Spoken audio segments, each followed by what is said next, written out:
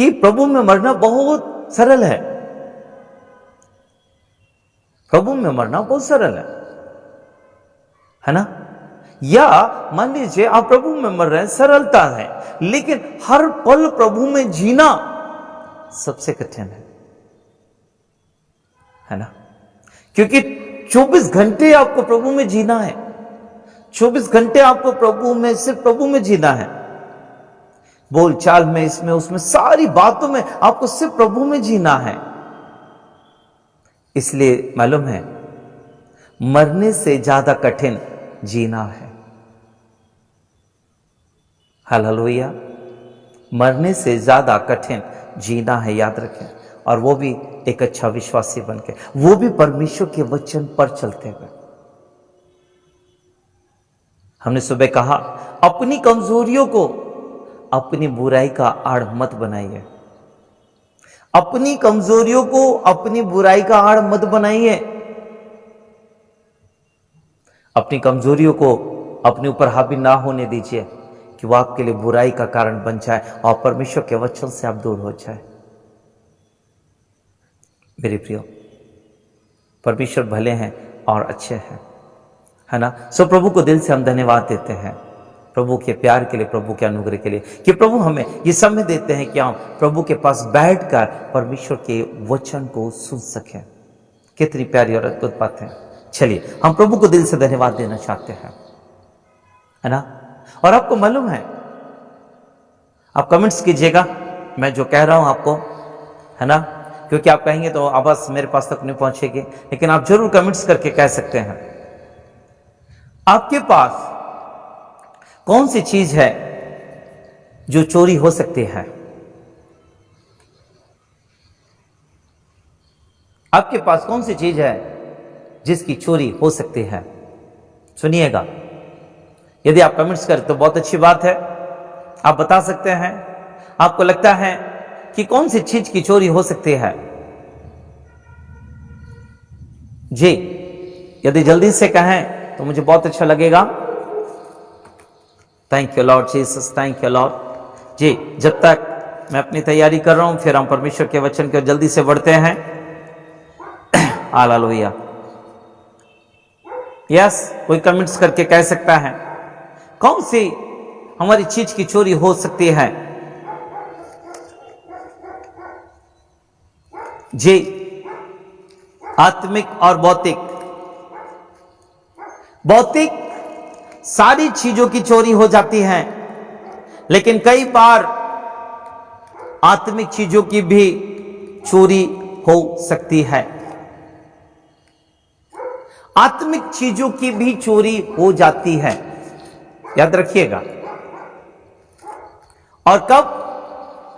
जब हम सही रीति से उस चीज को जो हमने पाए हैं, उस चीज को यदि हम संभाल के नहीं रखते हैं तो, और वो है हमारा विश्वास। कई बार हमारे विश्वास की भी चोरी हो सकती है, याद रखिए, है ना? हमारे विश्वास की चोरी हो सकती है। मैं आपको फिर से कह रहा हूं, सुनिएगा बड़े गौर से। हमारे विश्वास की भी चोरी हो सकती है। लोग कहें कैसे हो सकता है पास्टर जी? हाँ जी, किस रीति से? कुछ चीजें हैं जो हमारे विश्वास को चुराती है ना? क्योंकि प्रभु यीशु मसीह ने वचन कहा। जी, मैं आपके सामने पढ़ना चाहता हूं और वचन हम पढ़ेंगे। शखारा बारा का शखारा लाबा, प्रकाशित वाक्य की पुस्तक, रिबाना का शानदार लाबा, प्रकाशित वाक्य की पुस्तक, उसका 16वां अध्याय और उसके 15 वचन को मैं आपके सामने पढ़ूंगा। सुनिएगा, है ना? और यहां लिखा है, देख मैं चोर की नहीं आता हूं, धन्य वो है जो जागता रहता है और अपने वस्त्रों की चौकसी करता है। कि नंगा ना फिरे और लोग उसका नंगापन ना देखें। यानी चौकसी का मतलब है जो जागता है और अपने कपड़ों की चौकसी करता है, अपने वस्त्रों की चौकसी करता है, अर्थात अपने विश्वास की चौकसी करता है। इसका मतलब है हां, हमारा विश्वास भी चोरी हो सकता है, हमारा विश्वास भी हमसे छीना जा सकता है, हमारा विश्वास भी, हमारे जीवन में ऐसी कंडीशनें आ जाती हैं कि हमारा विश्वास का चोरी धीरे धीरे चालू हो जाती है, एकदम से नहीं, धीरे धीरे, और फिर हमारा विश्वास धीरे धीरे धीरे कम होते चला जाता है, चोरी होती है, एक साथ नहीं लेकिन धीरे धीरे। याद रखें, आज आपसे कहना चाहता हूं, आज आपको बताना चाहता हूं, अपने विश्वास की चौकसी करें, अपने विश्वास की चौकसी करें और अपने विश्वास को कोई चुराने ना पाए, आपके विश्वास को कोई चुराने ना पाए, विश्वास की चौकसी करें। हाँ जी, इसी का प्रकाशित वाक्य है और उसका दूसरा अध्याय 10वां वचन पढ़ेंगे, आपके सामने पढ़ना चाहता हूं। ओ रिबाना का शक्का रेले बेना बशिंदर अलबा, एक सेकेंड, ओके, दूसरा अध्याय, ओ रिबाना का शक्का रेले बेना बशिंदर अलबा और उसका 10वां वचन, जो दुख तुझको झेलने होंगे उनसे मत डर, क्योंकि देखो शैतान तुम में से कितनों को जेल खाने में डालने पर है ताकि तुम परखे जाओ, और तुम्हें 10 दिन तक क्लेश उठाना होगा, प्राण देने तक विश्वासी रहे तो मैं तुझे जीवन का मुकुट दूंगा, है ना। इसी के साथ तीसरा अध्याय और उसके 10वें वचन को, तूने मेरे धीरज के वचन को थामा है, इसलिए मैं भी तुझे परीक्षा के उस समय बचा रखूंगा जो पृथ्वी पर रहने वालों के परखने के लिए सारे संसार पर आने वाला है। इसका मतलब है हमारे विश्वास की चोरी हो जाती है ना। यहां लिखा हुआ है परमेश्वर के वचन में, जो कुछ तेरे पास है उसे थामे रहे, है ना, उसको पकड़े रहे। जो विश्वास आज हमारे पास है मेरे प्रियो, उस विश्वास को हमें पकड़ के रखना है, वो थाम के रखना है कि कोई चोरी ना कर ले। और कई बार हमारे विश्वास की चोरी हो जाती है। जी, आज हम सीखेंगे विश्वास की चोरी। वो कौन सी चीज है जो हमारे विश्वास को चुरा सकती है? शैतान बहुत चतुरा है और शैतान उन बातों को हमारी जिंदगी में लाता है कि हमारे विश्वास को वो चुरा लेता है, और उस समय, उस पल, वो कंडीशन में हम विश्वास नहीं कर पाते हैं।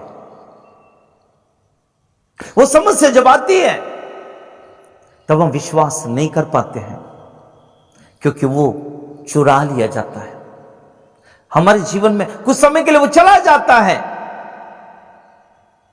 और ऐसा लगता है सच में हम तो विश्वासी थे, लेकिन हमने कैसे कर लिया, ऐसा कैसे कर लिया कि एक अविश्वासी की तरह हो गए। क्योंकि शैतान हमारी जिंदगी में विश्वास को चुराने के लिए तैयार रहता है। याद रखें, आज हम सीख रहे हैं विश्वास की चोरी। मेरे प्रियो, यह विश्वास की चोरी हो सकती है। सावधान रहें, चौकसी करें अपने विश्वास को। यीशु मसीह ने इसलिए कहा अंत के दिनों में ऐसा होगा। बहुत सारे लोग आकर कहेंगे मसीह यहां है, मसीह वहां है, लेकिन चले ना जाना, क्योंकि वो तुम्हें भरमाएंगे। और भरमाना शैतान की ओर से। जब भरमाए जाते हैं तो हम अपने विश्वास को खो देते हैं। एक उदाहरण के साथ आगे बढ़ूंगा। प्रभु ने अपने एक भविष्यवक्ता से कहा, जाओ इस बैतल में जाओ और बैतल में जाकर भविष्यवाणी कर दो, और देखो वहां ना तो पानी पीना ना खाना खाना, लेकिन वहां जाना, कह देना और दूसरे रास्ते से वापस आ जाना। अब ये चले गए, इन्होंने कह दिया, इनके भविष्यवाणी पूरी भी हुई और दूसरी जगह से लौट कर आ गए। लेकिन वहीं पर एक रहने वाला एक बूढ़ा सियाना वो भी गया। उसने उस पहले वाले भविष्यवक्ता से जाकर बोला, चल मेरे घर चल। उन्होंने बोला, नहीं नहीं मैं नहीं जा सकता, मुझे परमेश्वर ने कहा नहीं जाना। तो बोला, अरे वही परमेश्वर ने तो मुझे भेजा है, वही परमेश्वर ने मुझे भेजा, वही परमेश्वर के दूत ने आके मुझसे कहा कि वो फलाने वालाने भविष्यवक्ता को घर लेके आना। और ये बात उसने झूठ कही। सुनिए, और वो भविष्यवक्ता वापस जहां नहीं जाना था वहीं आ गया। पहला वाला भविष्यवक्ता वहीं उसी स्थान पर आ गया। मेरे प्रिय, थोड़ी देर में जब खाना वाना खा रहे थे, वो प्रभु का आत्मा उतरा और प्रभु की आत्मा ने कहा, तूने मेरी बात नहीं मानी। मैंने तेरे को कहा था ना, यहां पर ना तो खाना ना पीना, लेकिन जिस रास्ते से आया उससे नहीं, दूसरे रास्ते से लौटना। तूने मेरी बात नहीं मानी। देखिए, खो दिया विश्वास। कुछ पल के लिए विश्वास चला गया, वो चला गया। थोड़ी देर में गधे पर सवार होकर गया, शेर आया, शेर ने एक दाड़ मारी, भविष्यवक्ता मर गया। एक तरफ गधा खड़ा है, एक तरफ शेर खड़ा है, और बीच में उस भविष्यवक्ता की लाश पड़ी हुई है। मेरे प्रियो, हमारे विश्वास की चोरी हो सकती है, सावधान रहें। ये बातें हैं जो आपके विश्वास की चोरी कर सकते हैं। ये बातें हैं जो आपके सामने रखने जा रहे हैं। ये कई बार हमारी जिंदगी में जब ये बातें आती हैं तो हमारे विश्वास कमजोर होता है, हमारे विश्वास की कमजोरी, हमारा विश्वास चोरी हो जाता है। और फिर जब हम अपने आप में आते तो कहते हैं, प्रभु हमें माफ करते, प्रभु हमें माफ करते, मैं ऐसा किया। हमारे विश्वास की भी चोरी होती है ना। यदि आपको उदाहरण बहुत सारे बताऊंगा, लेकिन चलते हैं। 3 चीज है मैं जो आपको बताने चाह रहा हूं। वो 3 चीज है जो आपके विश्वास को चुरा सकती हैं। वो 3 बातें हैं जो आपके विश्वास को कमजोर कर सकती है। यानी आपके अंदर यदि मान लीजिए 100% विश्वास है तो उसे 90% वो चुरा सकते हैं, 10% आपके पास रहेगा। तो आपको लगेगा हमारे पास विश्वास है, लेकिन आपका विश्वास चोरी हो रहा है। यस, विश्वास चोरी हो रहा। वो 3 बातें जल्दी से चलते हैं।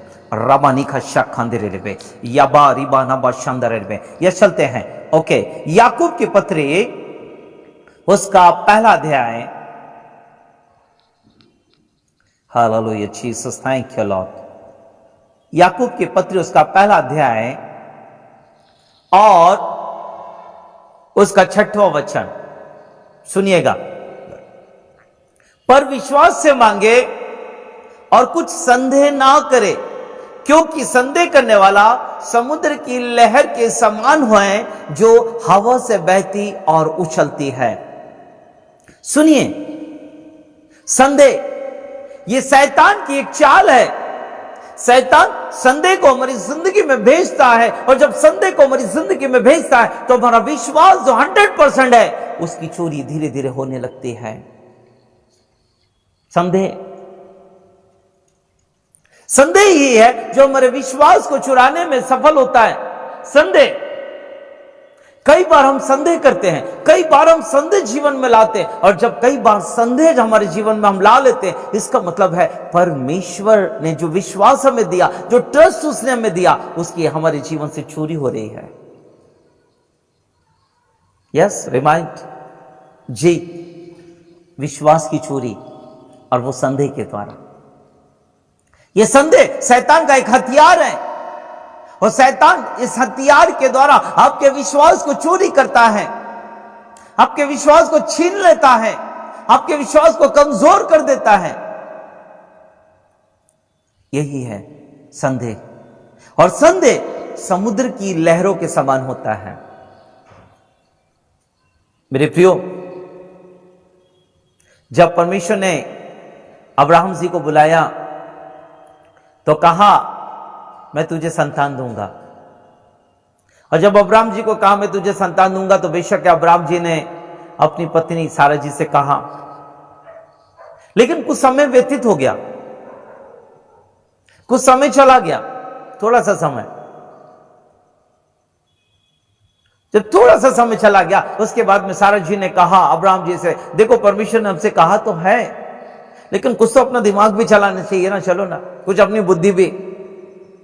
ऐसा क्यों नहीं हो सकता कि मेरी दासी के द्वारा ही परमेश्वर उस संतान को दे दे?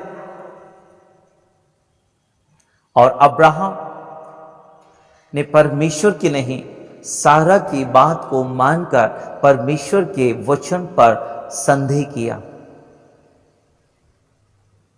याद रखिए, और जब संदेह जीवन में आ गया तो विश्वास आधा चला गया, विश्वास चोरी हो गया। और आपको बताऊं, परमेश्वर अब्राहम से आमने सामने बात करता था, परमेश्वर अब्राहम से बहुत प्यार करता था। कहता था अब्राहम ऐसा है कि अब्राहम वो है जो कि अपने पीछे, जब वो मर जाएगा तो अपने पीछे अपने लोगों को कहेगा कि देखो परमेश्वर ही परमेश्वर है, और परमेश्वर के बारे में वो बताएगा। अब्राहम से परमेश्वर बहुत प्यार करता था, लेकिन उसी अब्राहम ने परमेश्वर की इस प्रतिज्ञा पर संदेह कर लिया। जब संदेह किया, परमेश्वर ने 11 साल अब्राहम से बातें नहीं करी मेरे प्रिय। पतरस ने संदेह किया, जबकि पतरस ने कहा हे प्रभु यदि तू है तो मुझे पानी पर चलने के लिए आदेश दे, और वो पानी पर चलने लगा। लेकिन बाइबल कहती है जैसे उसने हवा को देखा डूबने लगा। संदेह, और संदेह ही हमारे विश्वास को चुराता है, याद रखना। संदेह ही है हमारे विश्वास को चुराता है। संदेह जब हमारी जिंदगी में आता है तो कहता है होगा कि नहीं होगा, होगा कि नहीं होगा, होगा कि नहीं होगा, और हमारे विश्वास को कमजोर कर देता है ना। विश्वास को चुराए जाना, विश्वास की मात्रा को चुराते रहते हैं। पहली चीज है मेरे प्रियो, संदेह। हमारी जिंदगी में जब संदेह होगा ना कि ये भविष्यवाणी प्रभु की ओर से है, इस पर विश्वास करें, संदेह करेंगे कभी जीवन में नहीं होगा। संदेह जिस दिन करेंगे उस दिन याद रखें कुछ नहीं होगा।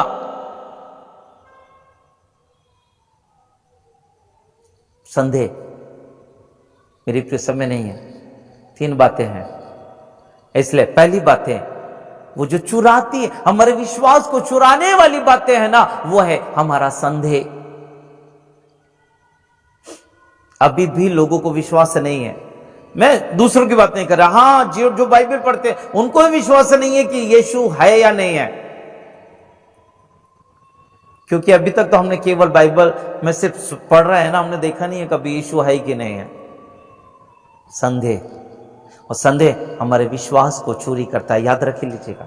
संदेह करके आप विश्वास करके देखिए, कितना 100% कर सकते हैं? यस या नो?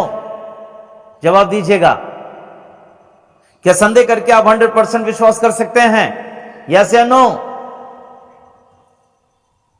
कोई रिप्लाई नहीं। यस, नहीं। सोच लीजिए आप, जब हम संदेह कर रहे हैं तो विश्वास कहां चला गया ना हमारा। चलिए, सो पहली चीज है हमारे विश्वास की चोरी, और वो संदेह है जो हमारे विश्वास की चोरी करता है। संदेह। और मालूम है शैतान ने क्या कहा था हवा से? संदेह डाल दिया। क्या परमेश्वर ने सारे पेड़ के फल खाने के लिए मना किया है? संदेह। मेरे प्रिय, जब यीशु मसीह 40 दिन उपवास और प्रार्थना किए तो प्रभु यीशु मसीह को भी संदेह के गहरे में लिया। किंतु परंतु यदि तू परमेश्वर का पुत्र है तो इन पत्थर से रोटी कहते रोटी बन जाए। यदि तू परमेश्वर का पुत्र है तो अपने आप को गिरा दे। यदि तू परमेश्वर का पुत्र है, यदि संदेह। लेकिन प्रभु यीशु मसीह अपने विश्वास पर अडिग थे, इसलिए नहीं गिरे। लेकिन लोग चोरी होती है विश्वास की। पहली चीज है, और वो है संदेह, जिसके द्वारा हमारे विश्वास की चोरी हो जाती है। चौकस हो जाइए, चौकसी कीजिए अपने विश्वास की। विश्वास कमजोर मत होने दीजिए, थाम के चलिए। नंबर 1, संदेह हमारे विश्वास की चोरी करता है, याद रखें। नंबर 2, दूसरी बात, निबा ना का शखान देरे लिब्यास नियान दरल अबाहन वशंदे पे, दूसरी बात है ना, और वो है अनाज्ञाकारिता। दूसरी बात है अनाज्ञाकारिता, जो हमारे विश्वास को कमजोर करती है, हमारे विश्वास की चोरी करती है, और वो है अनाज्ञाकारिता। जी पढ़ लेते हैं, है ना। ओके, यूहन्ना रचित सुसमाचार 15 अध्याय उसका 7वां वचन क्या कहता है? वो सुंदर तरीके से कहता है, यूहन्ना 15:7, यदि तुम मुझ में बने रहो और मेरी बातें तुम में बनी रहे तो जो चाहो मांगो वो तुम्हारे लिए हो जाएगा, वो तुम्हारे लिए हो जाएगा। जो कुछ भी तो आपको चाहिए वो हो जाएगा। बाइबल कह रही है तुम मुझ में बने रहो और मेरी बातें तुम में बनी रहे। लेकिन आज ये तो सत्य है कि प्रभु का वचन हमारे दिल और दिमाग में होता है, लेकिन हम प्रभु के वचन की तरह जीवन नहीं जीते हैं। यह 100% है प्रभु का वचन। जैसे मैं हमेशा कहता हूं, यहोवा मेरा चरवा है, यहोवा मेरा चरवा, यहोवा मेरा चरवा। लेकिन जब कुछ चीज की जरूरत पड़ी तो हाँ हेलो, हाँ 100 रुपए चाहिए दे दें, यहोवा मेरा चरवा है। परमेश्वर का मैं धन्यवाद देता हूं, मेरे को 100 रुपए की जरूरत थी, परमेश्वर ने बड़ा उपाय कर दिया, 100 रुपए दिलवा दिया। याद रखें, आप अनाज्ञाकारिता के अंदर हैं। याद रखें मेरे प्रियो, परमेश्वर से मांग के तो देखिए, परमेश्वर से मांग के देखिए ना, है ना। अनाज्ञाकारिता ये नंबर दूसरी बात है, ये अनाज्ञाकारिता ही हमारे विश्वास को चुराता है। आदम और हवा ने आज्ञा नहीं मानी, अनाज्ञाकारिता। क्यों हम इनकी सुने, क्यों हम इन पर चलें, क्यों हम ऐसे, हम खुद परमेश्वर नहीं। अनाज्ञाकारिता के कारण बहुत सारे लोग अपने विश्वास से भटक गए हैं, क्योंकि वे आज्ञा को पालना ही नहीं चाहते हैं, अधीनता में रहना ही नहीं चाहते हैं, आज्ञा को स्वीकार नहीं करना चाहते हैं। अनाज्ञाकारिता सेकंड थिंग्स, दूसरी बात जो हमारे विश्वास को चोरी करते हैं। देख लीजिए आप, कितने लोग हैं वो कह सकते हैं कि हम विश्वास करते हैं और वो परमेश्वर की आज्ञा नहीं मानते हैं। क्या सच कह रहे हैं कि झूठ? सोच के देखिए, कमेंट्स कर दिए, सच है या झूठ। यदि आप आज्ञा को नहीं मान रहे है ना, अनाज्ञाकारिता कर रहे हैं, तो क्या आप विश्वासी हो सकते हैं? सोच के देखिए, विश्वासी का अर्थ क्या है? विश्वासी का अर्थ है आज्ञा का पालन करने वाला, वो आज्ञा के अनुसार जीवन जीने वाला, आज्ञा पे चलने वाला। और हम आज्ञा को क्या करते हैं? तोड़ देते हैं, है ना। अनाज्ञाकारिता हमारे विश्वास को चुराता है, याद रखना। अनाज्ञाकारिता, आदम और हवा ने अनाज्ञाकारिता करी, यानी आज्ञा को तोड़ दिया, और मालूम है अदन की बाटिका से बाहर आ गए, परमेश्वर ने बाहर कर दिया उनको अनाज्ञाकारिता के कारण। हालेलुया। मेरे प्रियो, आज आपसे कहना चाहता हूं, अनाज्ञाकारिता नहीं, आज्ञाकारी बन जाइए।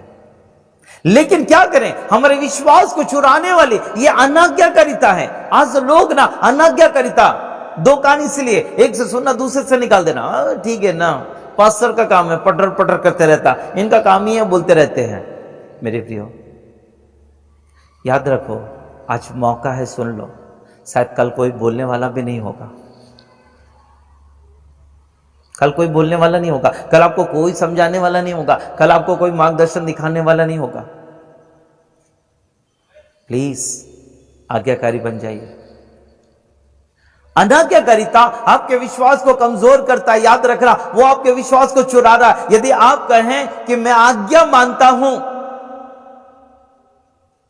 आप आज्ञा यदि मानते हैं तो आप एक अच्छे विश्वासी, और आप अनाज्ञाकारिता कर रहे हैं, तो स्मरण रखें, आप एक विश्वासी हो ही नहीं सकते।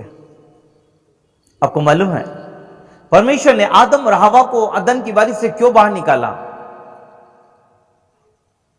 इसलिए नहीं निकाला कि उन्होंने फल खा लिया, लेकिन इसलिए निकाला कि उन्होंने अनाज्ञाकारिता तो करी है, लेकिन कहीं ऐसा ना हो कि वो फल को तोड़कर, जीवन के पेड़ के फल को तोड़कर खा ले और हमेशा के लिए जीवित रहे। इसलिए अदन की वाटिका से निकाले गए। अनाज्ञाकारिता के कारण अब उस जगह पर रहने के लिए भी जगह नहीं दी गई। अब इन पर विश्वास नहीं किया जा सकता।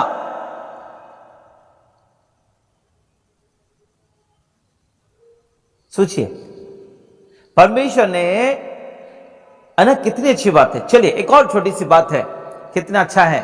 परमेश्वर ने कहा था केवल इस भले और बुरे के ज्ञान के पेड़ के फल को ना खाना। बाकी बाबा सब पेड़ के फल थे ना, तो जीवन के पेड़ का फल क्यों नहीं खाया? वहीं भी तो लगा हुआ था, वो नहीं खाया, लेकिन अनाज्ञाकारिता करके उस भले बुरे के ज्ञान के पेड़ के फल को खा लिया। अनाज्ञाकारिता, और जिसके कारण है ना, अब वो विश्वास योग्य नहीं रहे, इसलिए उन्हें अदन की वाटिका से बाहर कर दिया गया।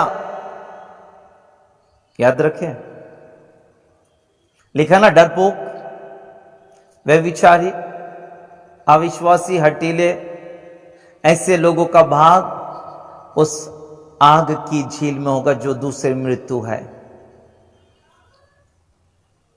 निकाल दिए जाएंगे अदन की वाटिका से बाहर। अनाज्ञाकारिता, और हम सोचे हम अनाज्ञाकारिता करते हो फिर भी कहते हैं हम विश्वासी हैं।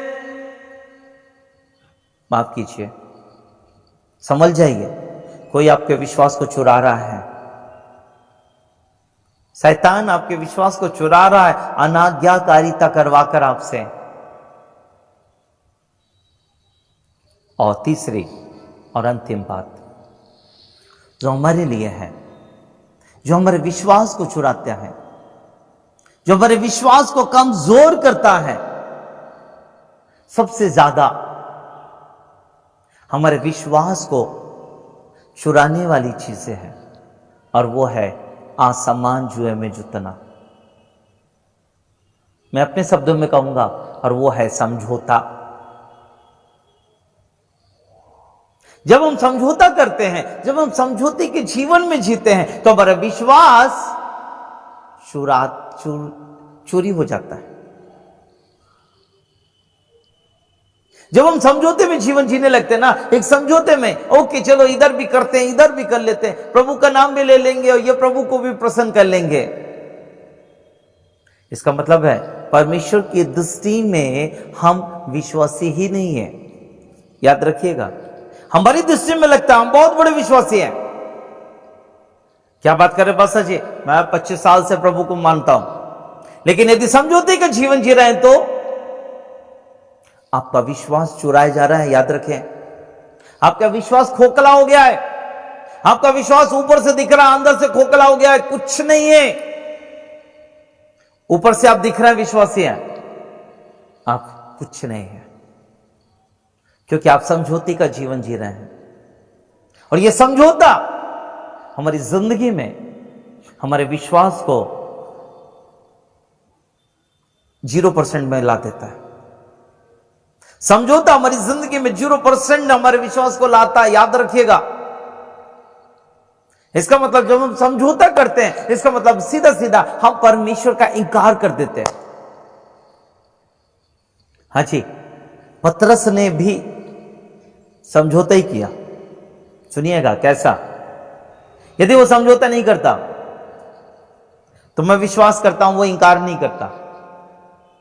अपनी जिंदगी से समझौता कर लिया उसने, अपनी जिंदगी को बचाने के लिए वहां के लोगों से समझौता कर लिया। इसलिए उसने कहा, एक दासी आई, कही तू भी तो उन्हीं में से है। नहीं रे, क्या बात करती है, मैं उनमें से नहीं हूं। फिर एक और ने कहा, अरे तू भी तो वैसे दिखता है, क्या बात करते हो, मैं वैसा नहीं हूं। तीसरा व्यक्ति, वो जिसका कान पतरस ने काटा था, मलकुस, वो देखा, उसने कहा, तू भी तो गसमनी बाग में था ना, क्या बात कर रहा है, मैं शपथ खा के कहता हूं, मैं उसे जानता भी नहीं हूं। ये समझौते का जीवन है। लग तो रहा है विश्वासी है, लग तो रहा है चेले हैं, लेकिन समझौते का जीवन। और जब समझौते का जीवन हम कर लेते हैं ना, इसका मतलब है प्रभु का इंकार करना है।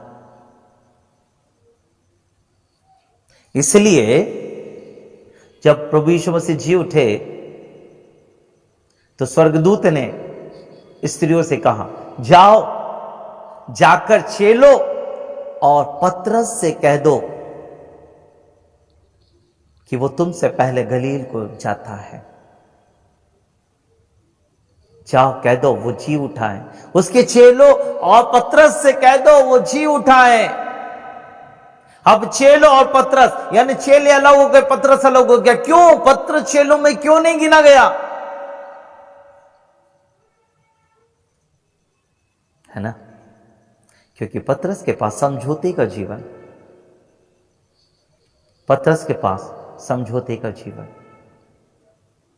पतरस जी ने समझौता कर लिया ना, अपने प्राण को बचाने के लिए समझौता कर लिया, और इसलिए वो विश्वास जो था वो कहां चला गया पता नहीं। मैं शपथ खाता हूं, मैं पहचानते नहीं हूं। समझौते का जीवन।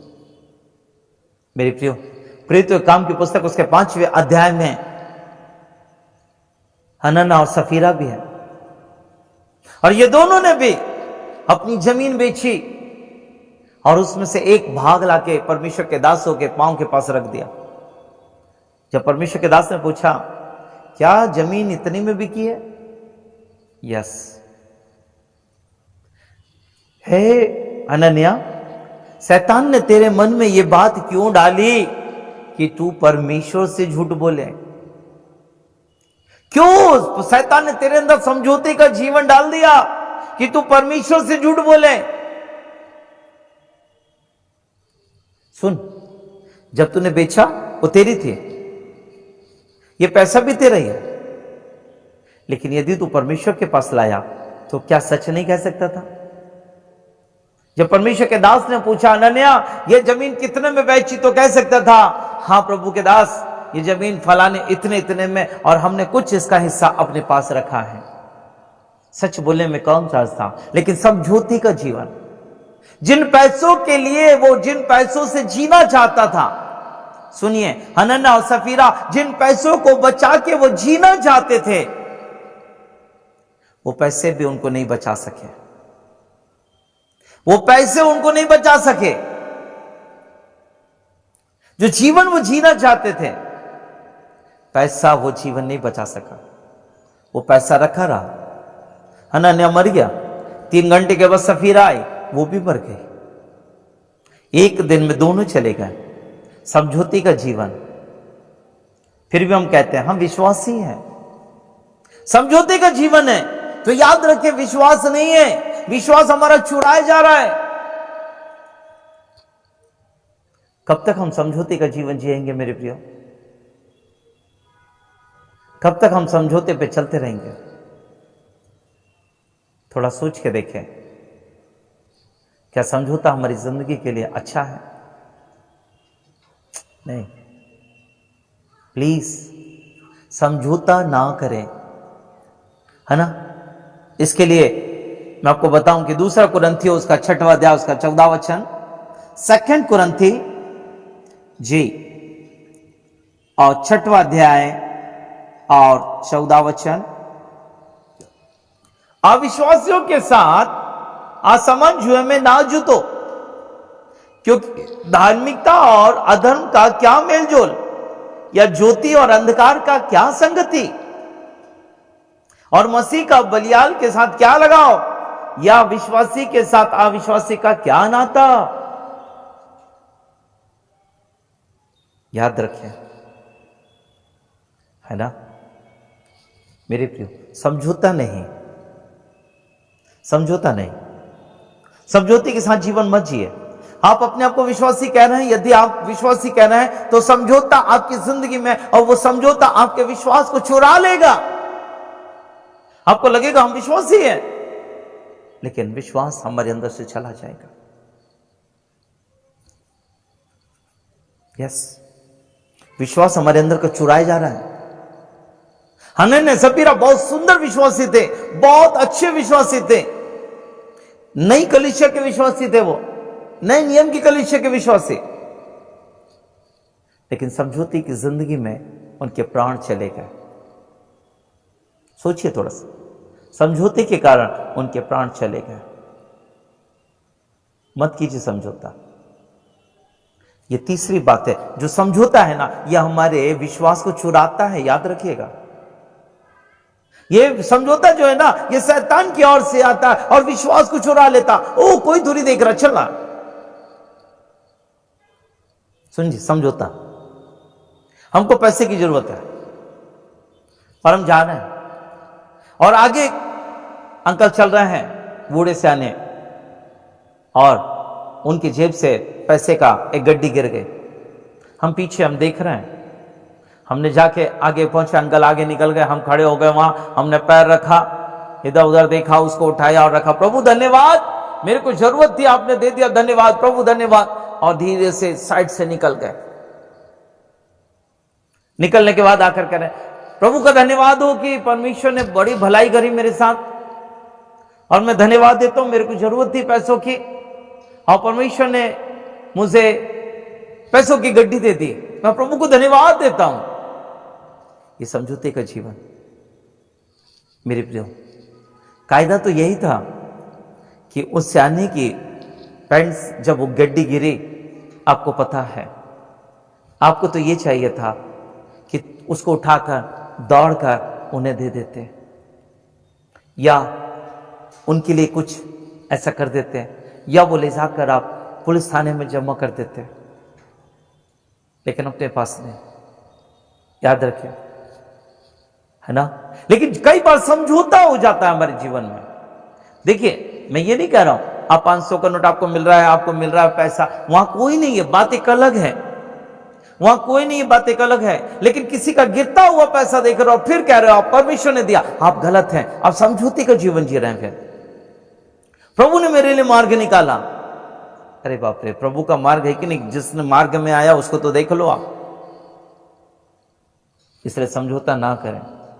जब समझौता करते हैं ना, तो हमारी जिंदगी में मालूम है हमारा विश्वास हम खो देते हैं, विश्वास चुराया जाता है, हमारे विश्वास की चोरी हो रही है। और इसलिए प्रभु यीशु मसीह ने एक उदाहरण दिया। एक व्यक्ति यरूशलेम से यरीहो की ओर जा रहा था, और रास्ते पर लोगों ने, डाकुओं ने उससे कपड़े छीने, मारा पीटा, धुआं कर दिया। क्यों? क्योंकि परमेश्वर की रोटी के स्थान से यरीहो श्रापित नगर में आप जा रहे हैं, आप समझौते का जीवन जी रहे हैं। संसार में मत जाइए, परमेश्वर के पास आ जाइए। जब एक समझौते का जीवन हम जीते हैं तो विश्वास की चोरी हो जाती, याद रखना मेरे प्रियो। सावधान हो जाइए, जीवन में सावधान हो जाइए, चौकस रहिए कि हमारे विश्वास को कोई चुराने ना पाए, हमारे विश्वास को कोई चुराने ना पाए। बड़ी बड़ी काम होंगे, बड़ी बड़ी चीजें होंगे, अभी बड़े मिरेकल्स हो रहे, चमत्कार हो रहे, लेकिन क्या सब यीशु मसीह के नाम में है? थोड़ा सोच के देखिएगा, है ना। क्या यीशु के नाम पर है? क्या प्रभु यीशु मसीह के नाम पर है? यदि प्रभु यीशु मसीह के नाम पर तो प्रभु धन्यवाद, और नहीं है तो उस बात को भूल जाइएगा, कहिए नहीं प्रभु ये आपकी ओर से नहीं है। मेरे प्रियो, आइए हम दिल से प्रभु को धन्यवाद दें, उस परमेश्वर को महिमा दें जो आपकी और मेरी जिंदगी का राजा है। सो सावधान हो जाइए कि हमारे विश्वास को कोई ना चुराए। सावधान हो जाइए कि मेरे विश्वास को कोई मुझसे छीने ना। कहीं ऐसा तो नहीं कि संदेह मेरे विश्वास को कमजोर कर रहा है, मेरे विश्वास को चुरा कर लेकर जा रहा, कहीं ऐसा तो नहीं है, है ना। कि मेरे जीवन में अनाज्ञाकारिता विश्वास को चुरा कर लेकर जा रही है। और कहीं ऐसा तो नहीं कि समझौते का जीवन जी रहे हैं और हमारे विश्वास चोरी किया जा रहा है, फिर भी हम कहते हैं हम विश्वासी हैं, फिर भी हम कहते हैं विश्वासी हैं। मेरे प्रियो, अपने आप को विश्वासी मत कहिए, फिर सोच लीजिए आप कहां हैं। आइए, प्रभु अनुग्रह करें, आपको समझने का मौका दे। परमेश्वर अनुग्रह करें, आपके विश्वास को दृढ़ और मजबूत करें। संदेह ना कीजिए मेरे प्रियो, अनाज्ञाकारिता ना कीजिए। सामने वाला नहीं कर रहा है, कोई बात नहीं, उसको रहने दीजिए। हमें करने की जरूरत है। हम दूसरों के लिए, बाइबल कहती है कि तुम दूसरों से चाहते तो खुद तो करो। क्या आपने किया जैसा आप दूसरों से चाहते हैं? जी, मैं आपसे बात कर रहा हूं। हाँ, मैं आपसे कह रहा हूं, आपसे, जी आपसे। क्या आपने दूसरों का आदर किया जो आपको आदर मिलेगा? आपने कभी झुकना सीखा ताकि लोग तुम्हारे सामने झुक जाएं?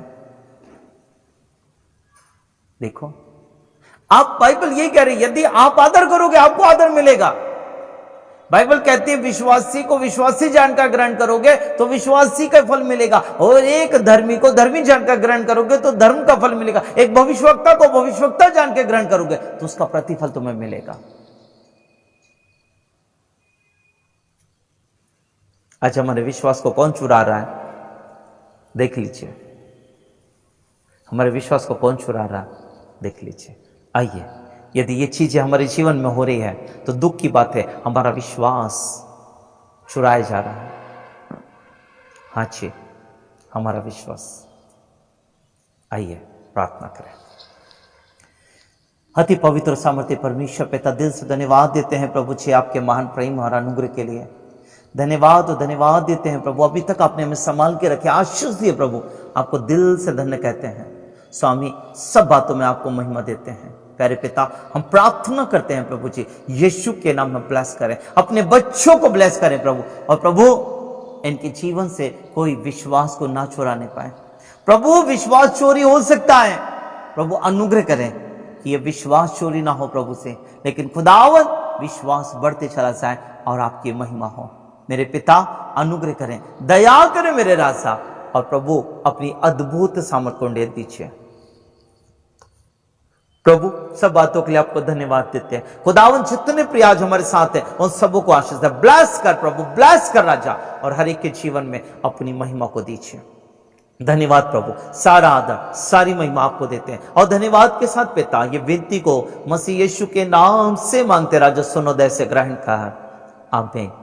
हे हमारे पिता, आप जो स्वर्ग में हैं, आपका नाम पवित्र माना जाए, आपका राज जाए, आपकी इच्छा जैसे स्वर्ग में पूरी होती है वैसे इस पृथ्वी पर पूरी हो। हमारे दिन भर की रोटी आज हमें दीजिए, और जैसे हमने अपने अपराधियों को क्षमा किए वैसे आप हमारे अपराधों को क्षमा करें, और हमें परीक्षा में ना लाएं परंतु बुराई से बचाएं, क्योंकि राज, पराक्रम और महिमा सदा आपके हैं। आमीन। अब हमारे परमेश्वर पिता का प्रेम, प्रभु यीशु मसीह का अनुग्रह और पवित्र आत्मा की संगति, सहभागिता और अगुवाई हम सबों के साथ, सब प्रियों के साथ अब से लेकर पवित्र प्रभु यीशु मसीह के द्वितीय आगमन वरन युगान युग तक बनी रहे। आमीन, आमीन और आमीन। सब प्रभु बहुत की आशीष दे और अपनी महिमा के लिए इस्तेमाल करें। सावधान रहे मेरे प्रियो, और प्रभु की महिमा करें। जब तक दोबारा न मिले तब तक लिए जय प्रभु यीशु मसीह की, जय प्रभु यीशु मसीह की, जय प्रभु यीशु मसीह।